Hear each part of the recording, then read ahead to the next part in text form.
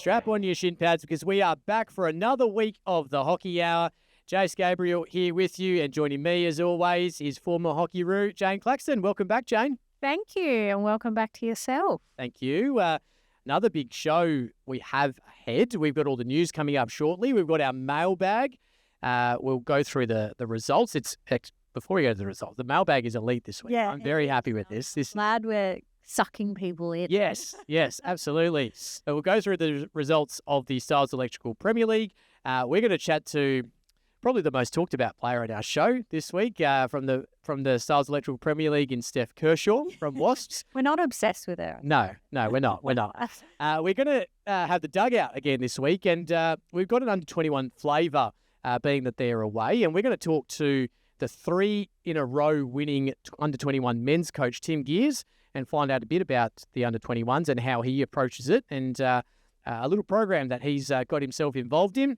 We'll have extra time, and then, of course, we'll round out the show for another week. But, Jane, you had no hockey on the weekend. I didn't, 3 weeks running, and I'm petrified with what's going to happen to my body at the end of this weekend. Oh, well, good luck with that because, it doesn't get easier. No, I think I've actually volunteered to play Veterans Wednesday as a warm-up. Yeah, I qualify. Do you? Oh, wow. So if you want to see some display of some great hockey, come to Hale at 8:30 p.m. on a Wednesday. Oh, yep. You got nothing to do. Hale 8:30.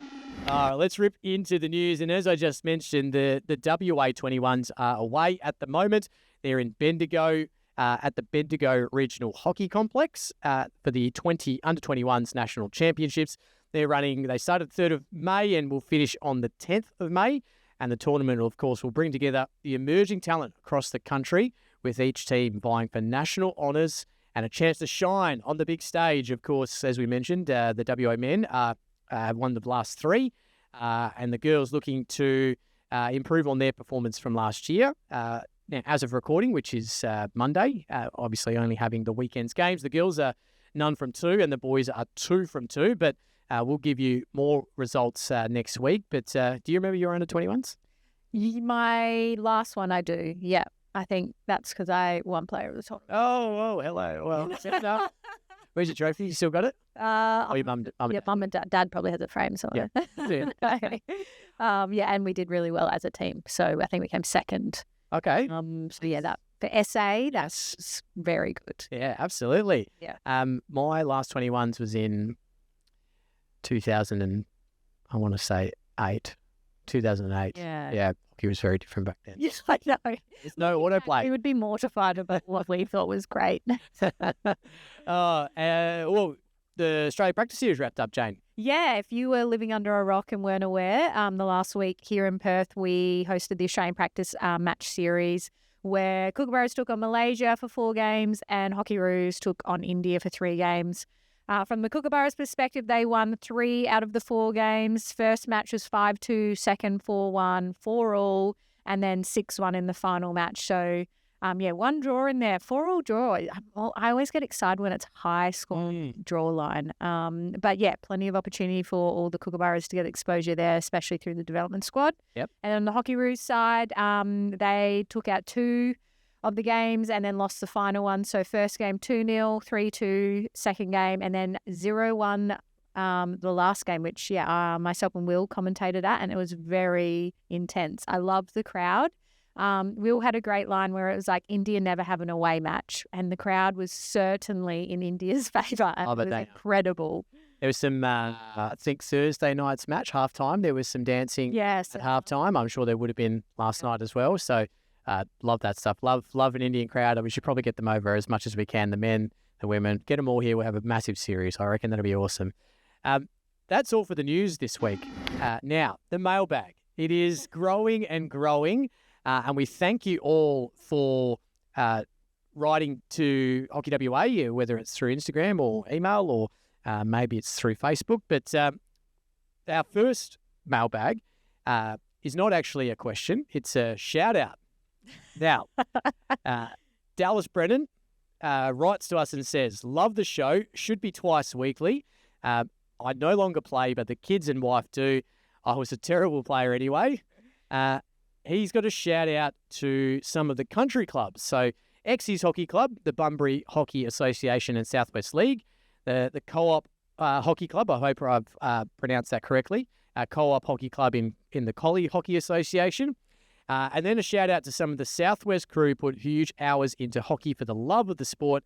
Unfortunately, I don't know everyone. Sorry if you were missed. But he wants to shout out to the McAvoy family, the Blee family, the Bray family, Sue Neves, Alan Cartledge, Karen Hogan, all the volleys from the BHA clubs, Gary Ferries and the Collie crew, Keith Old, a.k.a. Oldie, the Busso crew, Nick Arold, and the SWAS team, and many others working extremely hard to keep hockey up and running in the Southwest. And a last little closer, which is I love, a huge shout out from Jane and I to Dallas's young bloke Josh Brennan and his daughter Caitlin Brennan, who are playing for YMCC. He's very happy that this should embarrass them, and his dad duties are now done. That is great. High quality. I love that. Absolutely love that. Thank you, Dallas. Thank you for your feedback on the show. And look, if we could fit it into our week twice, we would certainly try. But Shane and I are very busy with our own hockey, I suppose. So we would love to do twice, but I'm not sure you would fit it in. And a great shout out to some of the clubs and the families and the people in the Southwest. Volunteers, I think we've said, Jane, are crucial to our sport. So crucial, especially in those country areas. We love what you're doing. And Dallas, thank you so much for the shout out. Absolutely love it. Absolutely love it. Now, there is another non-question. And Stu wanted to note to us that he thought we would appreciate the Whitford's Premier 2 comeback against Curtin Pirates, and that an amazing goal and a rocket from an impossible angle to tie the game with 5 minutes 10 to go. Now, the Whitford's 2s were 3-0 down midway through the third quarter. They got back to 3-all, like you mentioned, with 5 minutes to go. I watched this goal we were able to get the AI camera that is at the hockey stadium to watch this goal. Tristan Lesavicius, I hope is how I pronounce his name. It's a good transition play from their defensive circle all the way through the midfield, and then Tristan gets it about the 25, runs in, and is probably about, I want to say, well, we're going to have the vision on the video, but it's probably about 5 to 7 meters off the baseline, left baseline. Yeah. And absolutely roofs it. Like, wow, on your side, over the shoulder. It was very, very impressive. So, Tristan, be ready, mate. This is going to be your time to shine. This is your time to shine. We're going to get the video into the clip for the show. So get around Tristan, because this is an absolute ripper. I hope we can post it on the socials as well. So will be great. Get everyone to look at that. But fantastic. Love that, Stu. Thank you so much. Let's go to our first question of the week, Jane. Mm-hmm. Given the importance of PCs to the score sheet, apparently, according to Nigel Hindmarsh, 34% of Premier 1 men's goals have been PCs so far this season. Are the skills and tactics for PC defence understood and practiced enough at all levels of club hockey? How can clubs improve those skills in a safe and repeatable way? Now, I'm sure you would have done a lot of PC defence. Do a lot, and it's it's an acquired skill. I would say though, I think it probably gets not as focused on as senior hockey. I think at junior hockey, that's where the skill development starts, and then it's probably expected at senior hockey that in your nominated role, second runner, first runner, post, head, you know what you're doing. And sometimes there's some brief chats happening across training sessions, or when you have PCAs, and then you might inadvertently talk about PCDs. But I would say there's probably more development that needs to happen consistently at a senior club hockey level. I think the actual PC defence has improved over the last couple of years, and I think of the ones game on the weekend for Vic Park and Hale. Liam Flynn, one of the most prolific PC penalty corner flickers in the competition, didn't score and probably had about 5 drag flicks, maybe 5. Let's go with that. I think he might have scored 1. I apologise, Liam. We'll check on that. We'll check on that shortly. But our first runner, Dane Richards, ran an incredible line. I think he ran about 3 in a row down at one point, or 2 in a row down. Don't know how first runners do it. Look, I don't know much about PC defence, but I know that the first runner... Good from the halfway line. Oh, it does. It does. You're just backing the first runner to run a great line, really tight, and that's probably the most important part to it. Pretty much, yeah. But in saying that, drag flickers are getting more creative about wrapping around the runner, behind the backs. Hunt. Yeah. The way you can practice it safely, Nigel, is you can push out the hard hockey ball, but have your trapper put down a soft... yeah, we did that. Yeah, I don't know what... It's like a burrow ball. Yeah. Something cool like that, yeah. Yeah, they're any soft ball you can have, you can imitate your... get your drag flicker to imitate the flicking, and then that's how you can start to firstly make sure people are in the right position, and then that's a safer way to do it. So and then obviously having all the gear, I think at club level you can be sucked into having the cheaper masks that aren't like the really good oboe cage masks. Yep. Not having the ice hockey gloves, not having the knee pads. Like even I know at international level we have these cute little smaller sized goalie pads that we all use. Yes. So you have like foot guards and then the little shin guards on top of your shin guards, and you look like a little goal keeper, just so we can practice them if we are going to use hard balls and not get injured. So, yeah, there's definitely options out there to increase the safety at training for training PCDs, that's for sure. Great question, Nigel. We hope we've given you some insight there if you're looking to work through that with your club. Number 2, and this is... a question from someone from the Reds Hockey Club. We recognise this name, James Lewis, or Jamie, as it is written down. Jamie B. Lewis, or James Lewis. How do you think now? He is from the UK. Yep. So this is a pointed question, maybe. Right, we're getting set up. How do you think Australia's hockey style compares to other countries, and how/why is it different?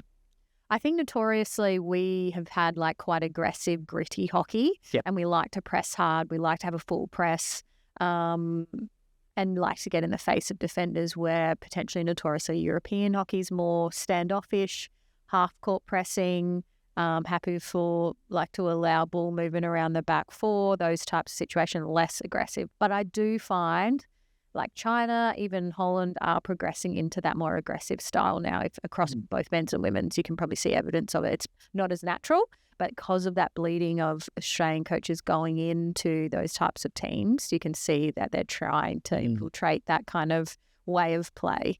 It's the Australian style has always been physical, hasn't it? Like, and I know when you've probably played overseas, and when I've had a small stint in the UK, you're a bit more aggressive, and people don't. It's not reciprocated. No, it's not reciprocated at all. So, it's definitely different. And that's just us, I suppose, growing up with a footy or a rugby more background, and playing being the biggest sports in Australia. So that's probably leans on the physicality there, but definitely the European style is a much more patient game of hockey, isn't it? They like the set plays.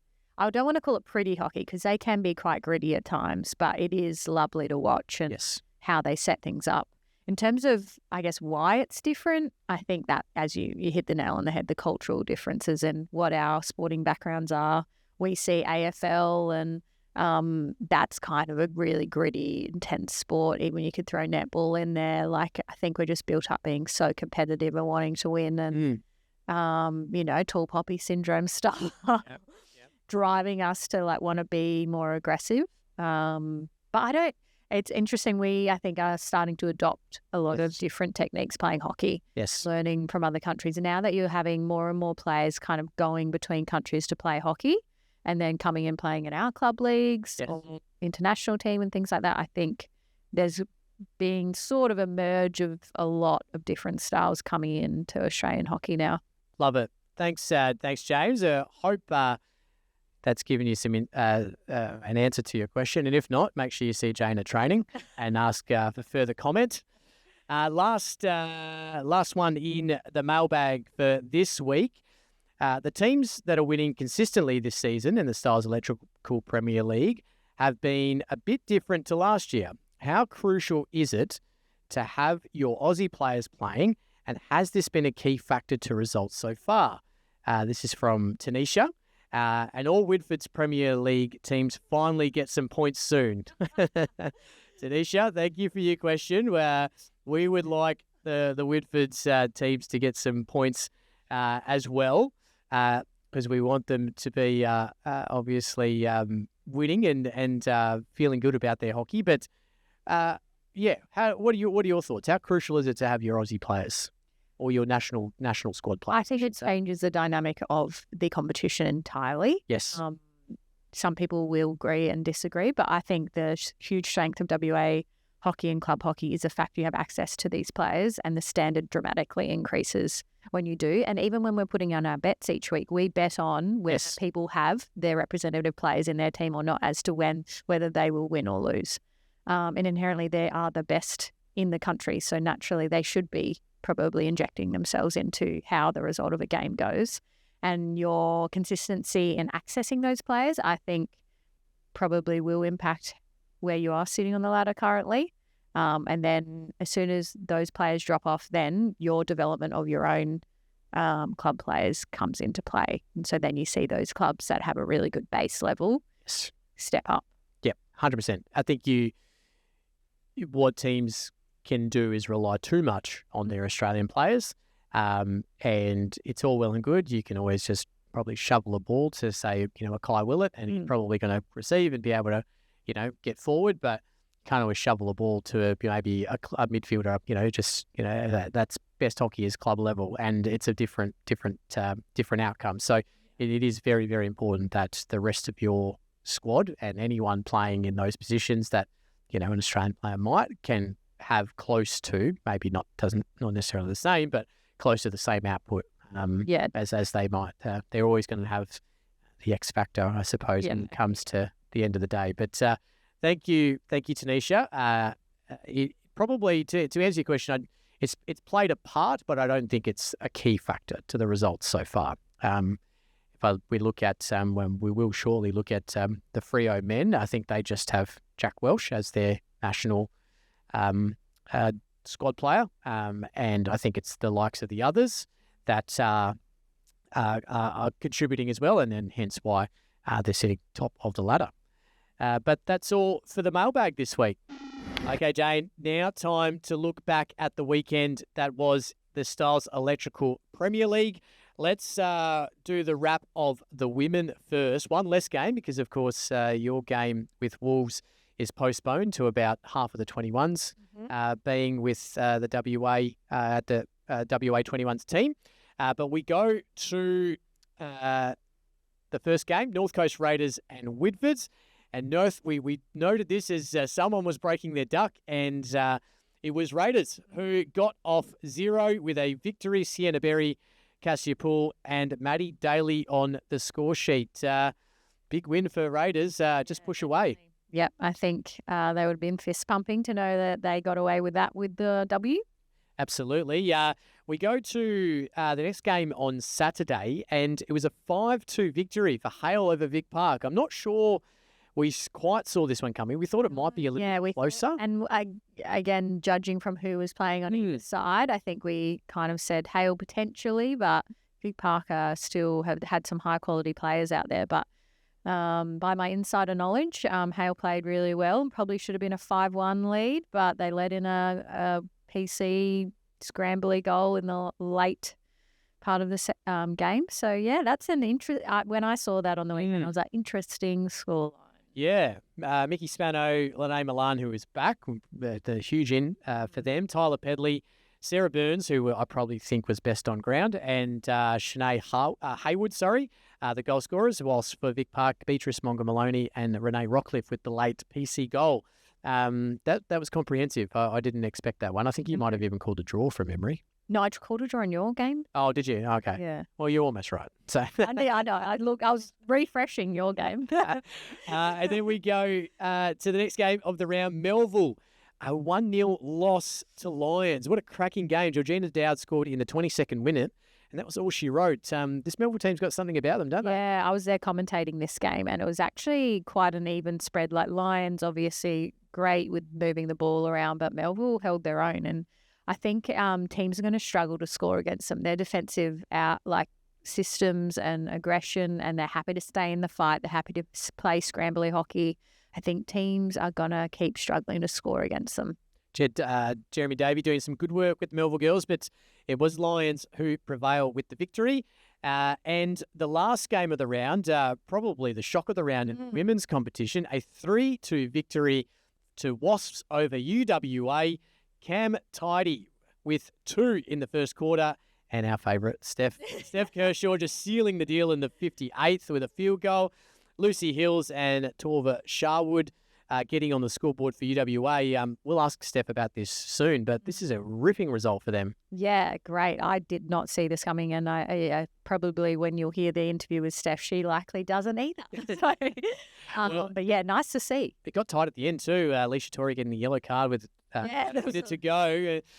So it got spicy at the end, but a fantastic victory for Wasps. We go to the ladder, and now there's not much change because we're still on top, although now have a game in hand. Lions sitting second on 14, Hale on 13, UWA and Reds on 10 apiece, but the extra game in hand for Reds as well. Wasps move now to 6th, and then YM, Vic Park and Melville on 7. Raiders bumped themselves up to 10th, and Whitford's at the bottom. No one, even though the 2 Wolves girls didn't play, no one's got even close to them at the moment. Maybe Georgina Dowd is in third on 6 goals, but Ellie Buckley and Maddie Radcliffe leading the goal scoring for the women. Let's move over to the men's side of the competition, and another game where we were hoping someone would get their first winning points for the year. And it was Raiders defeating Whitford's 3-0, mimicking the girls' score. Connor Irwin, Patricio Cando, and Sebastian Mucci on the scoreboard for Raiders. It's not. We heard Tanisha's question earlier. She's a bit sad for Whitford's, but another loss for them, unfortunately. Yeah, it would be hard to keep morale up at Whitford's at this point in time, I would say. Well, we'll have a look at their fixtures shortly, but we'll see who they've got coming up. I'm sure there's another winnable game for them. Melville and Mods, a 6-0 victory to Melville, just getting the job done. James Day, Kieran Arthur, Matt Willis, Ben Staines, and a double to Ollie McGill. Probably one we likely saw coming. They played so well. Again, I was commentating this, and it was like, the post receives, the rollouts, the gameplay. Like James Day had a really great game in terms of he was just overheads to players through balls. I was like, this is annoying. The ability just to hit an overhead to someone not even moving. It's an incredible skill. Saturday evening saw the Panthers get over Hale 3-2, coming from behind 2-0. Liam Flynn with a double. He did score a penalty corner, so I did apologise to Liam. He did score 1 penalty corner. They had 10 though, so... Yeah, I know. When I saw that stat, I'm like, whoa, your PCD. God. PCD was elite. Snuck myself onto the scoreboard, Jane. Yeah. Ben Taylor and wasn't Kai Stirrett. Now, this caused some conjecture in our group, in the group chat. The goal was given to Kai Stirrett, but it was actually Dane Richards who scored the goal. So our manager, Rob Idle... manager Rob Idle is getting a fair bit of flack at the moment, but it is Dane Richards who scored the winner with about 30 seconds to go. Yeah, impressive about you guys. I think I called a draw, so annoying that you... I know when I saw you scored, I'm like, come on. No, it was a great game of hockey. I think the yellow card probably hurt Hale late in the game and gave obviously us the extra number and obviously took advantage. So... fantastic win. Snag. Much needed. It was because you were there. I don't want to say. Let's see you, Jane. Just your coach. The evidence is there. Speak to the selectors, Jane. We go to Sunday and a 6-3 victory to UWA over Wasps. Goal scorers were the big dog, Chris Sorello, a double to Frank Main, a double to Tom Wickham, and 1 to Ben Baxter, whilst for Wasps, a double to Trent Mitten and 1 to Chaz Davies. But Trenton Chaz's goals came late in the game, so it was pretty comprehensive from UWA. Yep, no, big dog's out there again. He said I ran into him at the India-Australia game, and I'm like, oh, you got on the score sheet? He goes, yep, I score early, and then I just sit back. Jesus. Classic Chris. We love it. But they since they had that loss to Freo, they've been a bit of a force at the moment. Tickled the feathers, Freo did, of UWA. Certainly did. We go to Westside Wolves and Reds. And Wolves got up to an absolute cracker, scoring in the opening minutes through Aaron Kleinschmidt. Rock Palmer got one in the next minute, so 1-1 after 3 minutes of hockey. And then Reds got themselves back on top through Sam Gray, and then another to AJ Lockley. Tom Keating got one late, but that was all she wrote, and Reds sneak away with a 3-2 victory. Yeah, solid win. Much needed. You've got to beat the teams around you, I think, in both competitions. It's so crucial. Yeah, definitely. It's going to be very important come the end of the season. And then the top of the table clash, Jane. Not predict this, did we? Predict Freo, but not by the margin. No, 5-2 was the victory. It was 2-1 at quarter time. Yeah. And then nothing. And then all the 3-1 in the fourth quarter. 5-2, Reece Angwin, Matt Bird with a double, Erin Hazel and Ben O'Grady for Fremantle Coburn, Luke Anderson and Jacob Anderson on the score sheet. But I watched a little clip that was posted on Freo's social media, and it was one of their goals. And they're just a hard-working team at the moment. There was a Matt Bird goal. I think it might have been his one in the fourth quarter potentially, but he came from the midfield and basically supported Erin Hazel. He got the ball through and ran into an open goal, and that's, I mean, midfielders getting forward is massive, right? You can probably watch Steph Kershaw for someone that does a lot of that, and probably why she's on the score sheet as well as Matt Bird. No, very impressive from Freo, and they are flying and pecking off everyone left, right, and centre. Unintended. They are sitting 16 points, and then YM and UWA and Melville all on 15. Reds on 13, and then the Wolves on 12, and then a couple of teams on 10, and the rest. Goal scoring wise, Liam Flynn moves to 12, and Cooper Burns and Zach Rackus on 11 apiece. Better give our listeners the matches for this upcoming weekend. No more postponements, or? No, we're happy to come back into the club system now and play a game once every 3 weeks. Saturday's game sees YM and Wasps, and we'll chat about that with Steph shortly. So who do you like? Sorry, that's going to be a tough game. Oh, yeah, but I'm going to go with Wasps. I think I liked what I saw the other night when I saw them play. I know YM are very strong, so I saw them play against Hale and loved what I saw, but yeah. Coming off the bye too, I'm going to go with YM. Okay. I'll probably win now. Cool. I'll tell Steph that. Oh, that's fine. Yeah. Hale and Whitfords. It's probably a tough one for the Whitfords girls. Hale should win this. Yeah, I think they would have said this is a must-win for Hale's perspective. Lions and Raiders. Yeah, I'd go with Lions. Lions, I think, as well. Oh, Vic Park and Wolves, Sunday. Who's playing? This is what I need to know, because it's going to drastically change. I think Vic Park, when they're at their best, they have a Carrie Somerville. Yes. And probably on the weekend, that's probably when she's not there and doesn't have that present. And then you don't have Georgia Hiskins as well. Correct. I rate her and Carrie play incredibly well together. So I agree. Yeah. I think, well, I'd assume the Hockey Roos girls will play. So Tatum, Alicia and Carrie should play for Vic Park, I would imagine. So that helps massively. Whilst for Wolves, I don't know if Grace Young is playing, but I'm sure Greta will. I think Vic Park could knock them off here. Yeah. They actually could knock them off. I think, yeah. And they'll come off last weekend probably pretty grumpy with themselves. I'm going to pick Vic Park. Yeah. Yeah, okay. Yep. I'll be on that train. Phil always heckles me when I don't, and then they win. So maybe you don't pick them. And then I can say, oh, well, Jane didn't pick them. You won. So why don't you use Jane as inspiration? Yeah. UWA and Reds, how are you going to go against UWA? You'd I think you're a good chance here. I think you might. Yeah, we're coming off we've got some fresh legs, but also 3 weeks of no hockey is dangerous with touch and all of that. But again, depends who UWA has. For some reason, they didn't have like a Pippa Morgan last week. I'm not sure if Pippa's injured. She might be injured at the moment. I assume Jesse Reid and Naisa Flynn will be back. True. They played the Australia A series. Jesse Reid did play on the weekend, but Naisa might have. Yeah, okay. I think that they're down a bit of personnel. Sasha Pillai's away with the 21s, so yeah, and we just have the 5 girls for 21. Well, I'm going to back you in. You're playing at Union. There's no better place to win. Yeah, true. Thanks for that. You're welcome. I'll just you can say I've done it once. Yeah.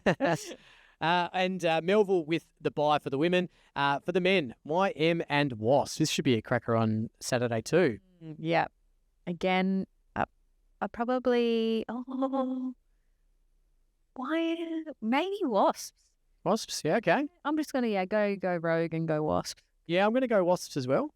I think they'll get a little check from Kale and Trent during the week. So yeah, I'm gonna go Wasps here with you.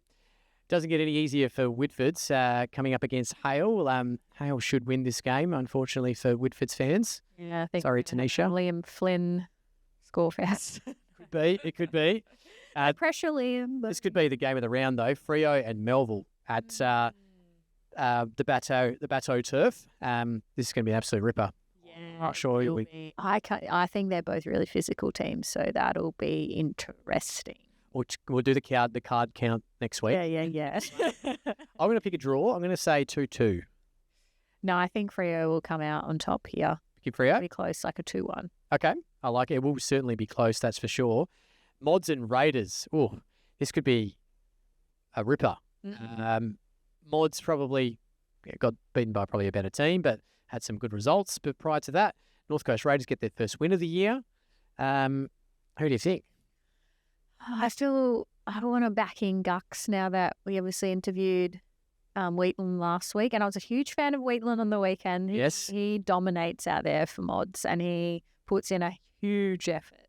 So as long as he's not too fatigued from the weekend. But I think I'll go for Mods. You're gonna go with Mods? Okay. I've watched Raiders. I like the way they go about it. I think I might go with Raiders on this one. Raiders, so. Yeah, I've watched them once, and I think it was commentated them against Hale. They were quite good that day, so I'm gonna pick Raiders to get the victory here.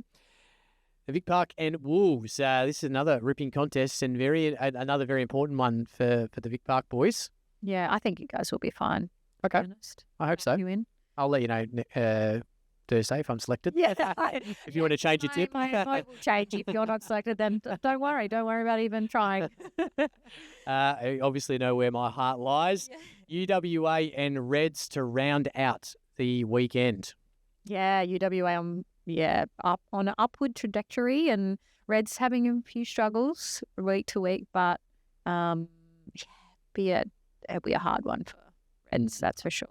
I think it will be a tough challenge. UWA just have so many winners in every position. So UWA, I know it is. UWA for me as well. Now, I just want to make mention, we've probably missed a few milestones along the way. Now, a couple of big ones that I can just remember off the top of my head in the last few weeks. Gemma Buckley is now the all-time games record holder at Wolves, surpassing Alistair Park. Incredible What's effort. Untitled Hockey WA score? That's Murray McIntyre. He's had 550 games. No one's catching. Keep going, Gem. Yeah, no one's catching mumbles, I don't think. If anyone is going to be Gem. Ben Taylor played 200 on the weekend. Brandon Gibbs paid 250 in the Anzac Day game. There's a couple of hundreds here and there, but UWA's Chris Borza now is the all-time record holder for UWA, going past Jeff Boyce on the weekend. So let us know your milestones. We'll try to catch them on social media as well and put them into our run sheet. But if there are any milestones, any debuts you want to tell us about, please let us know. We're very happy to give those shout outs to those players, because I think some of these big milestones are very much worth mentioning. Hockey WA is thrilled to have the continued support of Stiles Electrical Services as the naming rights sponsor of the 2025 Premier League men's and women's competitions. With over 25 years of experience in sports lighting, Stiles Electrical Services is committed to supporting hockey's growth in WA by assisting clubs with floodlighting upgrades and strengthening pathways for athlete development. Their ongoing support will help enhance one of the world's strongest domestic hockey competitions, and we cannot thank them enough for their support. Visit stileselectrical.com.au to find out more about Stiles Electrical and how they can help your club.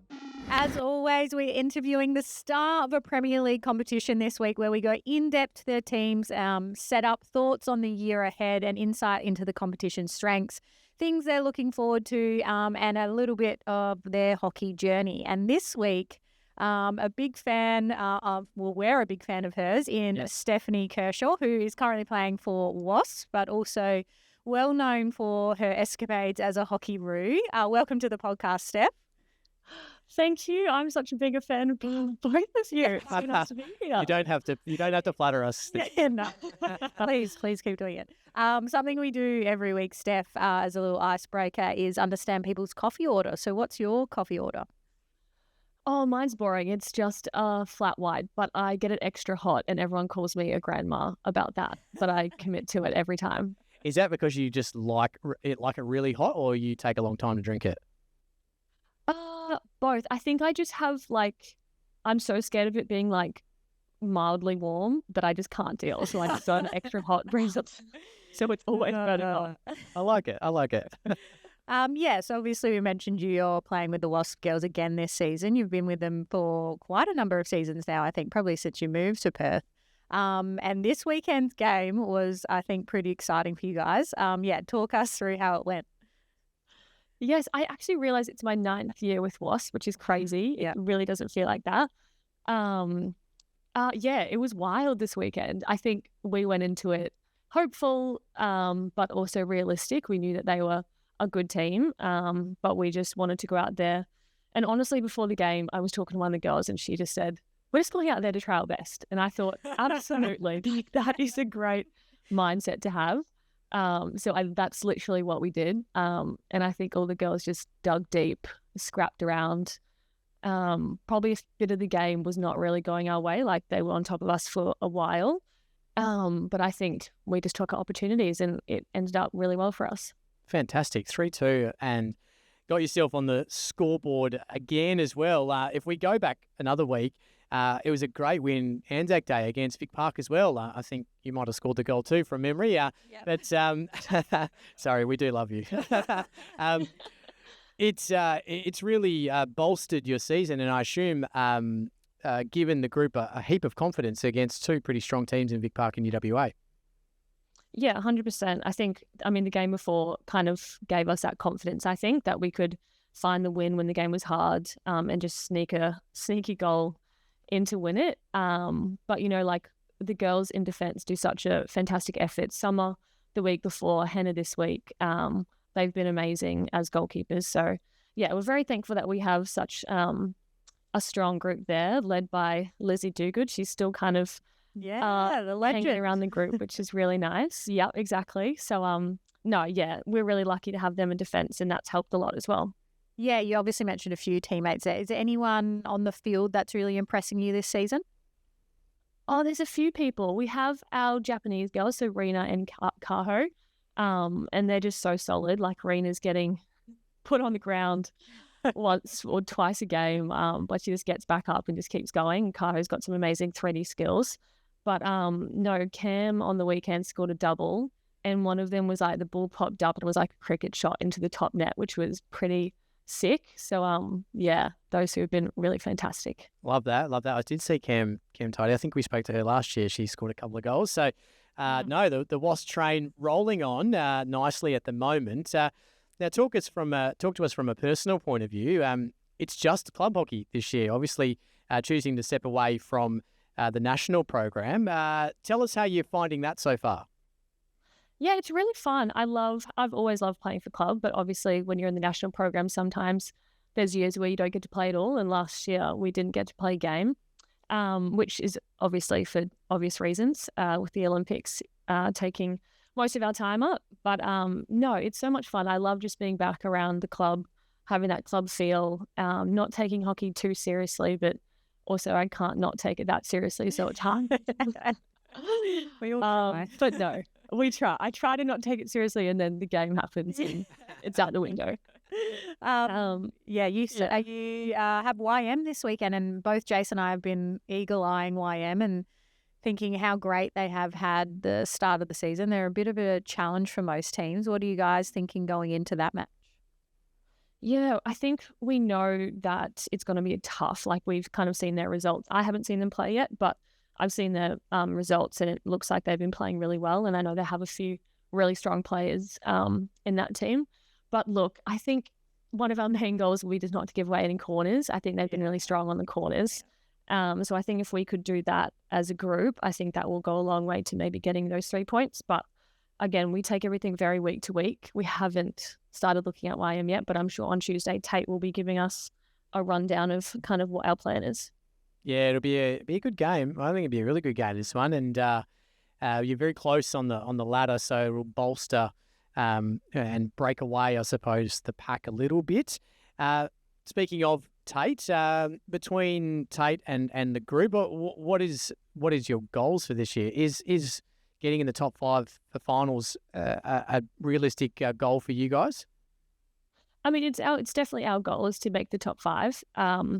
Whether that's realistic or not, I think there has to be a few more weeks.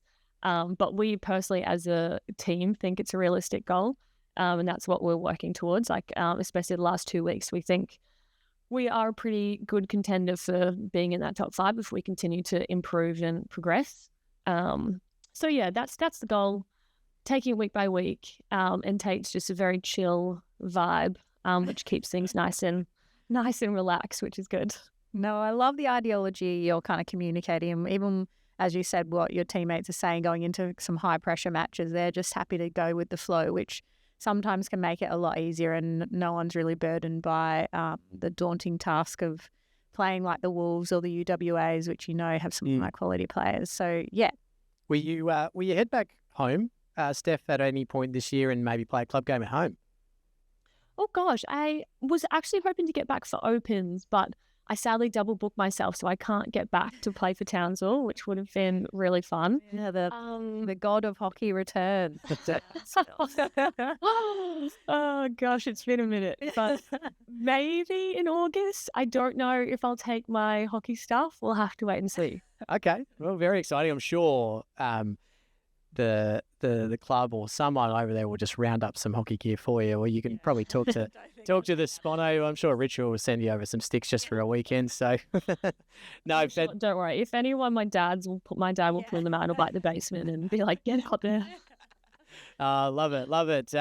No, Steph, thank you so much for joining us and giving us an insight into the Wasps girls this year, and a personal insight into yourself and obviously playing just the club hockey this year. We're hoping you enjoy the year and maybe harbour some future aspirations to get back with the Hockey Roos, because we'd love to see you back in green and gold as well. But thank you so much, and good luck to you and the girls for this weekend and the rest of the season. Amazing. Thank you so much, and thanks for bringing some excitement to Hockey WA guys. We try. Thanks, Steph. We got for you the Dugout again this week. And this week, Jane, we got a little bit of a different flavour to the Dugout. We've got the WA Under-21s away at the moment, and we've got the coach of the men. Now, he is a very unique coach. He is a 3-peat winning coach in the Under-21s. Unbelievable to be able to even do that, going for 4 in a row. We have with us Tim Geers. Welcome to the show, Geersy. Hi, Jace. Hi, Jane. Yeah, good to be with you. Thanks for having me on. No stranger to this show. You have been in the hosting chair before and given us some good insight into your hosting abilities and your thoughts on the Premier League. But now it's about you and your coaching. We don't want to know anything about your playing, because we don't need to know about your potential injury you've got at the moment. But tell us about the 21. Tell us how this role initially came along all of 3 years ago. Yeah, there's not much left to my playing career, Joe, so it's not worth wasting too much time on the show talking about that. Yeah, coaching for me probably started seriously 5 or 6 years ago now. And I think like most of us, I was firmly in the middle of my playing career then, but one thing I was really passionate about was giving back to WA hockey, and I knew there was a great group of kids coming through, and I always probably saw myself going down the coaching line and a deep thinker about the game. So my first intention above all was really just to make sure that the people or the athletes at that age had a really great experience, and I thought I could, contribute positively to that. And then, shortly after we started experiencing some success, and that started with the 18s back in 2022. And that tournament was in Cairns, and I came back to Perth, and at that time, the 18s was early in the year and the 21s was later in the year. And at the time, we got back from 18s and the 21s program didn't have a head coach. And so Des King was actually the one who originally sort of pushed me into it. I wasn't initially keen to do it because it's a big commitment, as any state team coach would know. And I didn't think I was ready at the time, quite honestly. So I sort of thought, I'll do it next year, and someone else can do it this year. But the more I sort of dwelt on the thought of doing it, and the longer they went without a coach, it just so happened to be in Perth that year. And I thought, you know what, bugger it. The opportunity may not ever arise again. So if it's there and it's in Perth and no one else wants to do it, and I think I can, have a positive effect on it, then why am I turning down the opportunity? So, I grabbed it and ran with it. And here we are 3 years later or 4 years later, having won 3 tournaments in a row, trying to become the first team to ever win 4. Wow, to have the support of someone like Des King, who's a legend in the coaching arena, definitely, I know from Hockeyroos' perspective. So that's pretty great, I would say. Yeah, and Des at the time was obviously over in Perth, and he travelled to the 18s with us for that tournament in a Hockey WA role, I think. And he was great for me, and he gave me a lot of confidence and a lot of encouragement. And like I said, I didn't want to do it at the time, more so because I didn't think I was ready to do 21s level. I think I was only 26 years old or something. But Des was really the one pushing me to do it. And the more that he sort of told me that, and the more that I thought about it, the more I thought, you know what, why not? What's the worst that could happen? And like I said, I knew the group of athletes well, and I knew that they were really talented and above all, a really good group of kids. And being a home tournament, I thought, why not? If no one else wants to do it, what's the worst that could happen? And I think I've learned a lot through that experience of just preparing yourself to be in the best position possible for when an opportunity does come. And if an opportunity presents itself, grab it with both hands. Don't turn it down, because it might not be there much longer. Love it, mate. Love it. Yeah, you obviously mentioned you're pretty involved with the emerging side of hockey and under 21s and probably below that. In your view, across Australia and WA, what's the hockey emerging stars looking like, and what's the talent pool out there that you've kind of seen? Far better than when I came through 21s, I can tell you. And funnily enough, some of the kids have actually had my tournament when I played 21s up on YouTube in their TVs. No way. Watching it back, and the quality back then was far worse than what it is these days. But the game's also changed so much. And look, the cohorts I've had are all been very different. The cohort that came through 2022 are now, making their imprint in the Kookaburras program. I think we were only talking yesterday that the Victorian team that we beat in the final now has 5 or 6 in the Kookaburras program, as well as, the likes of Geddes from Western Australia. I think one thing that's been a really proud thing for me is to watch those guys come through and progress into the national junior squads and compete at Junior World Cups. And certainly the cohort that we've had for the last year or two is just on a completely different plane to the one that we've got this year. And I think that's the beauty of coaching also, is the different personalities that you come across and that you have to work with and find out what makes each person tick. And that's the key word, is person, I think. Like, you've got to treat them like that and understand what their strengths are, how to get the best out of them. And the group that we've got across here this year is very different to the ones we've had in the last few years. And that's been really, really cool, actually, and very exciting. It's 21s. Oh, let me just say, your last 21s was the one I coached. I'm pretty sure we won silver in that, and we just lost to Victoria. So make sure you let the boys know we were pretty good.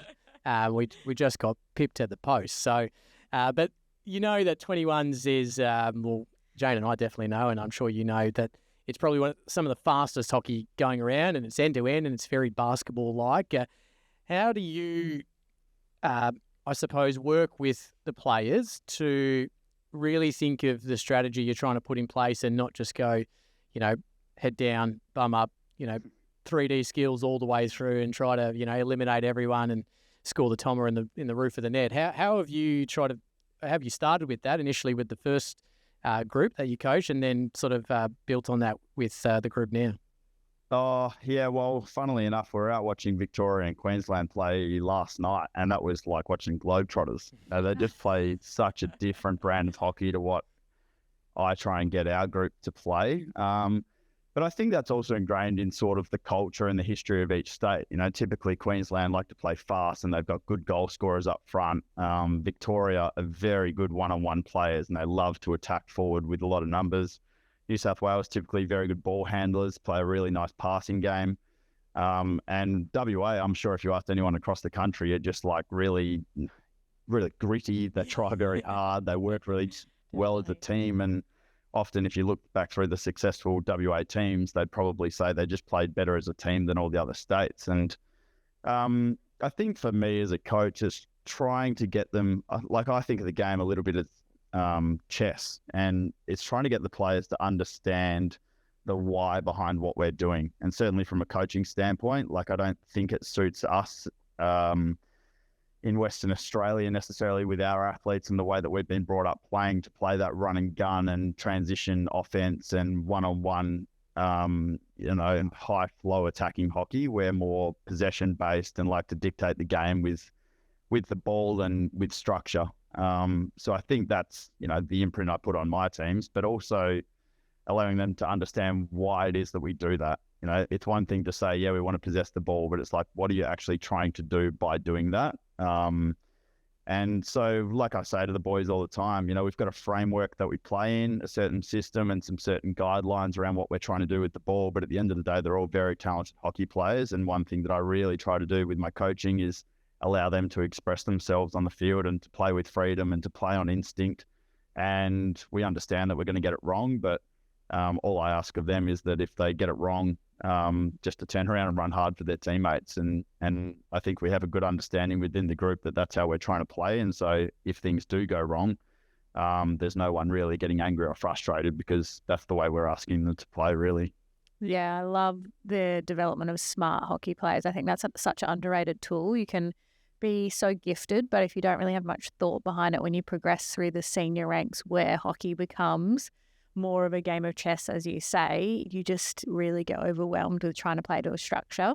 And I think it's a great point, Jane. Like, I think that's the way the game's moving, is the more athletes that I watch at this level, they've got all the skills in the world, and they've got speed and agility and fitness and 3D skills and ball carry, and they can hit all the fancy shots. But I think gone are the days, well, not gone are the days, but they're certainly more rare in players that really understand the game and have good vision and passing ability and can control the game and play it in structure and use their smarts in those situations. So, yeah, I think as coaches, what we try and do is just to, upskill them on that and understand what's going on in different situations of the game, whether that be dependent on what the tempo's like, or if you've had the ball or haven't had the ball, or you're a goal up and chasing, or you're a goal down and chasing, or you're a goal up and need to close out the game. Just getting them to understand all those little intricacies. And I think those little 1% edges, the more of those that you can cover, especially from a team front, so that they understand exactly what they're required to do in different situations of the game, that probably, stands us out from a few of the other teams, I would hope. Love it, mate. It's a good look on this tournament, or for this age group, and it's probably, we both probably agree with you in that. It's the transition to senior hockey, and if you, like you said, you can have all the tools and all the tricks, but if you don't have the cement at the base, it doesn't matter what you do, you get found out pretty quickly. Let's just touch on, before we let you go, obviously you're permanently working at the WA Institute of Sport, but more importantly, you're part of the AIS National Gen 32 program, which was established in 2022, and it's designed to strengthen and diversify Australia's high-performance coaching ranks in preparation for future Olympics, Paralympics, and Com Games. So tell us the process and tell us what that involves from your point of view. Yeah, super lucky to be involved in the program. Like you said, it's been going for a few years. I think in the first cohort was Angie Lambert and Kate Jenner, I think, came through. And Eddie Ockenden's the other one involved in hockey in this cohort. But essentially, yeah, my role is split three ways between WACE, Hockey Australia, and the Australian Institute of Sport. So I'm permanently based at WACE within the hockey program, but really luckily for me, I've got great access to be exposed to the Kookaburras and the Hockey Roos programs back in Perth. So I spend a couple of sessions per week down in their programs, learning from obviously the great coaches that lead that. But yeah, it's a 2-year program, and it's basically a full-time coach development program. So consisting of, we have 6 learning labs over the course of 2 years. So I went to the first one in Sydney at the start of this year, and next month I head to where are we going? Sunshine Coast, where basically it's a full-on 4 or 5 day seminar course, or whatever you want to call it, learning from a great group of coach developers, some of the best coaches in the world across all kinds of different sports. I think there's 29 coaches in total this year across 23 or 25 different sports. So it's a really diverse program, and probably one thing I reflected on after the first learning lab was just how fortunate I am to be in that position around so many like-minded and similar stage coaches, learning from some of the best people in the world. So yeah, it's really exciting. It's also great just to be able to put all my energy and attention into that. And, this is what I want to do in my career. And the program ultimately is tailored towards developing coaches for Brisbane in 2032, in whatever capacity they may be. So, yeah, I'm on a very a steep learning curve, and I think my trajectory within coaching has been very steep. But it's a very exciting period ahead, and there's not many days where I don't sort of pinch myself thinking, like, this is quite unbelievable that I get to do this as a full-time job. So, yeah, really looking forward to the next 18 months or so ahead, and hopefully beyond. Fantastic, mate. That's probably well-deserved, I would say, based on your performances, obviously with this 21s group, and obviously working with the WACE athletes over that period of time as well. So all the best for the program, and more so, all the best for the remainder of the tournament. We're speaking to you early in the week, so after 2 games. So by the time this comes out, there'll be a few more been played, but hoping that you can get to the grand final again, and then see what happens from there. I suppose that's probably the goal. But mate, appreciate you joining us on the show. Yeah, certainly hope so. It's been a great start. So yeah, hopefully we can take that momentum into the remainder of the week and achieve something that no one's ever been able to do before. So thanks for having me on. Really appreciate the time, Jason, Jane, and look forward to chatting again. Thanks. All right, Jane, to round out the show, extra time where we discuss a topic and share our thoughts on that topic. This week, we're going to talk about shootouts, I suppose. Of course, Hockey 1, after a field goal, there's a shootout. If there's a draw, there's a shootout. Pro League, if there's a draw, there's a shootout. Mm-hmm. However, once upon a time, in final series, Champions Trophy, Olympic Games, etc., there was the extra times. Of course, Australia, the Australian men famously winning in extra time, golden goal extra time.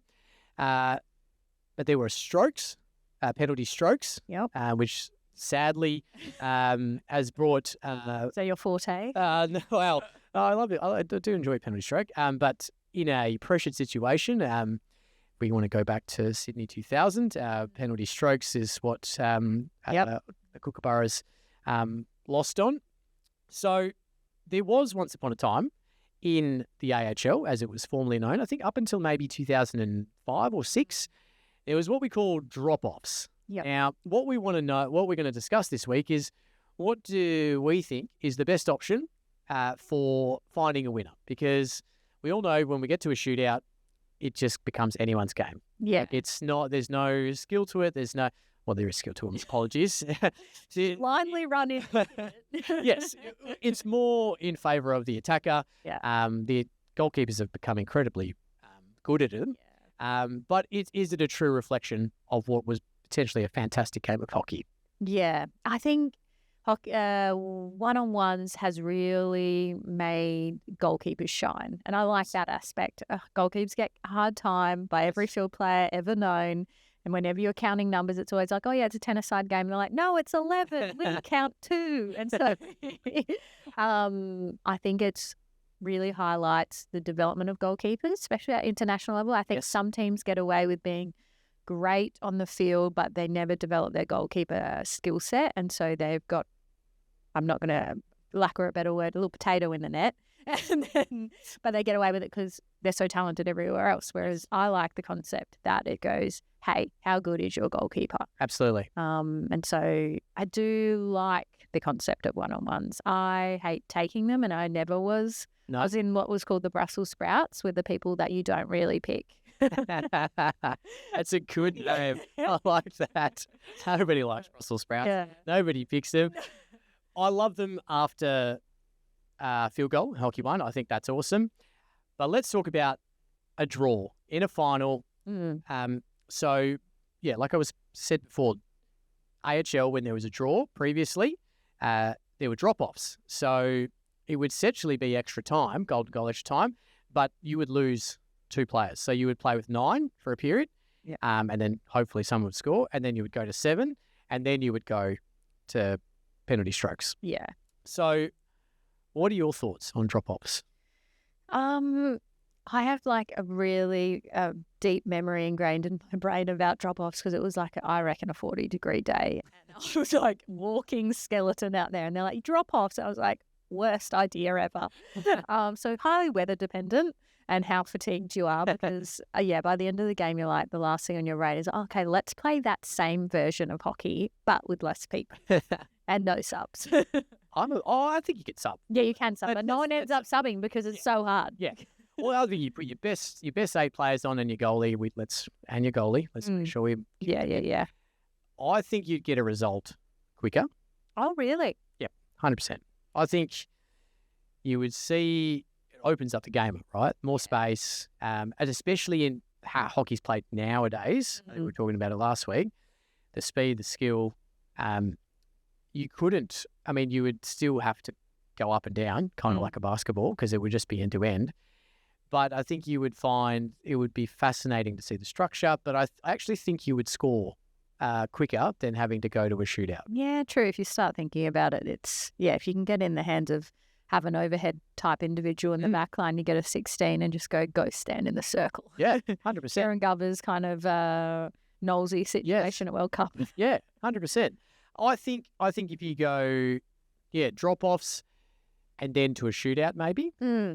Maybe it's only one period of drop-offs. Maybe you just have a 5-minute period of 9-on-9. Yeah. And then you go to a shootout. Yeah, true. I just don't like the going straight to the shootout because I feel like you could have like parked the bus for the whole game and been 0-0 and come and win the shootout and go and maybe not even attack to your circle. Yeah. I mean, it's very rare. But I would like to see, we do have extra time I think we have extra time in the Olympic Games, wasn't there? No, there was in the Cook. Was there in the Kookaburras when they won silver? Maybe not. Maybe not. There definitely is in the Hockey WA in the Stiles Electrical Premier League. Yeah, definitely a Prep League, and definitely at club level there is. Yes, and I think that's great. It gives them teams opportunity. I'd just like to see 2 less players. Yeah, I'd like to see them suffer more. Yeah, I think you'd bring out the best, and I think I think if you cooked after that, then you got a shootout, and maybe it makes the shootout even more even because you're just so tired. But you're happy with shootouts over strokes? Yes, I think it's a bit more even playing field between goalkeeper and player. Okay. Strokes feels a bit more one-sided. Goalies always say strokes are more one-sided to the player, probably fair. Field player. Would you adjust the shootout at all? Would you maybe say the goalie has to start on the spot, or maybe the player has to start at the top of the circle, Yeah, true. Well, I always wonder why we start on the 25 anyway, because it's like you can't score until you get the edge, and no goalie's going to meet you on the edge of the circle by the time you... You almost lose 2 seconds by the time you get to the top of the circle. Yeah, especially those people that like to drag the ball for unnecessary reasons. Yeah, edge of the circle entry and just go straight into a drag flick. Edge of the circle, 5 seconds. Yep. I like it. Yeah, true. Let's write to... Let's not write it. Let's write to Sasha at Hockey One and say this is what Jane and I would like. Love the hockey hour. Yeah, bye. Brilliant. Love it, Jane. Another episode wrapped up for this week. Hopefully by the time we talk next week, your body's not broken. Oh, yeah. Well, fingers crossed. And 2 games in a week. 2 games? Oh, my veterans game. Oh, sorry. Yes. I believe you're forgetting about this. Please go easy on those lovely ladies who enjoy their Wednesday evening. No, I've been told it's more fun than serious Jane's. Yes. Yeah. We don't need you running shuttles. Yeah. Maybe you can play centre forward. Yeah, true. I did say I'll play anything other than my actual positions. Perfect. There you go. Let me know how you go centre forward. Yeah. Can't wait. I'm not going to be there though. Yeah. Oh, my dad will be. So Oh, we love I'm it. already committed. Bob's number 1 fan. Yeah. Of course, catch this episode and all of our others on wherever you stream your podcasts, Spotify, Apple Podcasts. Of course, you can catch us on YouTube as well. Give us a like, a tick, a star, whatever it asks for. We'd love to get some feedback from you. And of course, make sure you reach out to us or Hockey WA on Instagram and catch the highlights of the shows. And of course, please ask us lots and lots of questions. Yeah. But Controversial, the better. absolutely, we love any and all. And if it's just some shout outs, we're happy to send those out as well. But Jane, thanks so much for this week. No, thank you. That's all for the Hockey Hour. We'll catch you next week.